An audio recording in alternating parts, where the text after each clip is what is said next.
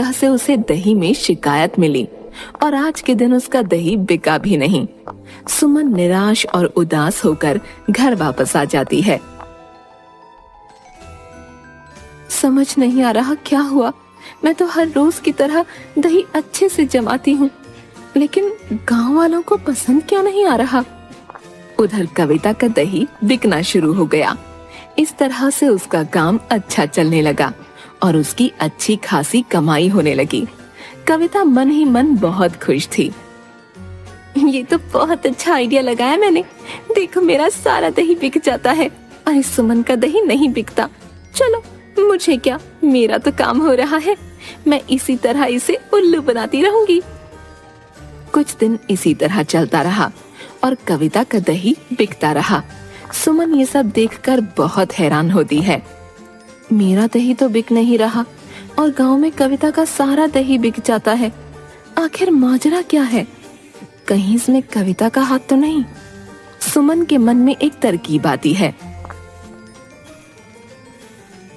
वो जिस मटके में दही जमा रही थी उस पर नीचे की तरफ एक छोटा सा निशान लगा देती है और उसे हमेशा की तरह रख देती है।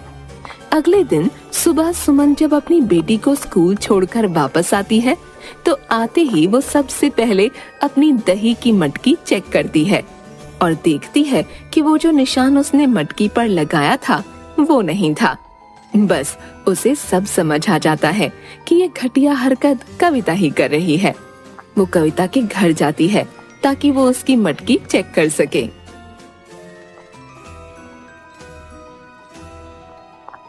अरे क्या हाल है कविता बहन, आज दही बेचने नहीं गई?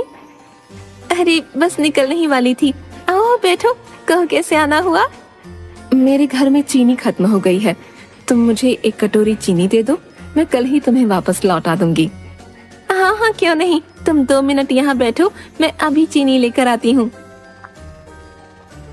सुमन ने कविता को बहाने से चीनी लेने भेजा था ताकि वो मटकी चेक कर सके।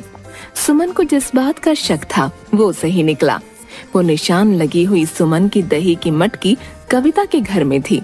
सुमन को सारी बात समझ आ गई कि कविता ही उसकी दही की मटकी चुराकर अपनी दही की मटकी वहां रख देती है। तभी कविता चीनी लेकर वहां आ जाती है। लो बहन चीनी।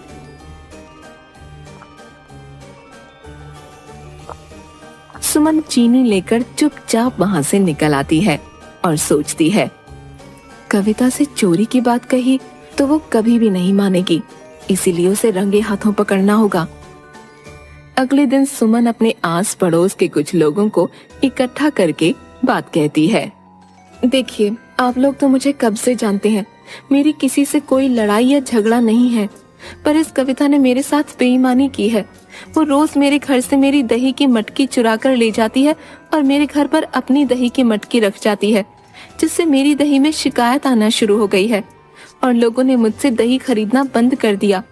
अब मैं आप लोगों से मदद मांगती हूँ, आप मेरे साथ छुपकर उसे रंगे हाथों पकड़ें। हाँ हाँ सुमन बहन, हम तो तुम्हें कब से जानते हैं। तुम्हारे दही में तो आज तक कोई शिकायत नहीं आई थी।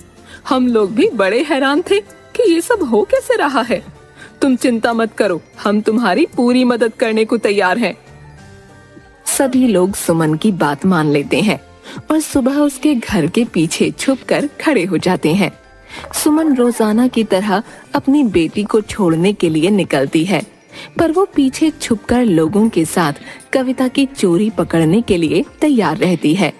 कविता को लगता है कि सुमन चली गई और वो रोजाना की तरह अपनी दही की मटकी लेकर उसके घर में घुस जाती है और उसकी मटकी से अपनी मटकी बदलकर वहां रख देती है। सभी लोग ये दृश्य देखकर हैरान रह जाते हैं। कविता जैसे ही सुमन की मटकी चुराकर उसके घर से निकल रही थी, सभी लोगों ने उसे पकड़ लिया। वाह कविता, तुम तो बहुत चालाक और चोर निकली। चुपचाप अपने पड़ोसी के घर में घुसकर चोरी कर रही हो। तुम्हें शर्म नहीं आई सुमन ने तुम्हारी कितनी मदद की जब तुम दही बेचने का काम शुरू करना चाहती थी और तुमने उसी के साथ धोखा किया।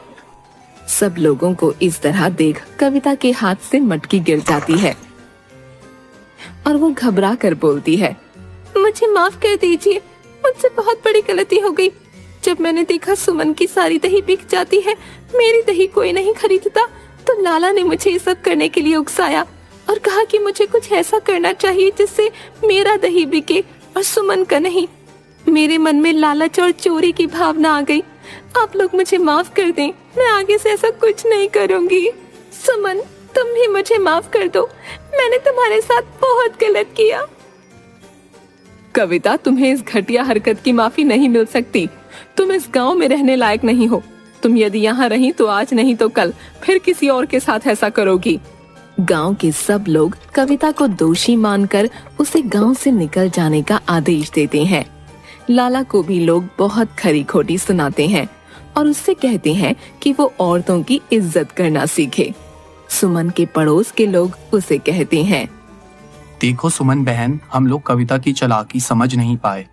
ये तो तुम्हारी सूझबूझ के कारण उसे सबक मिला और उसे इस गांव से जाना पड़ा। और रही उस लाला की बात, अगर तुम्हें परेशान करे तो हमें बताना, हम लोग उसे सबक सिखाएंगे।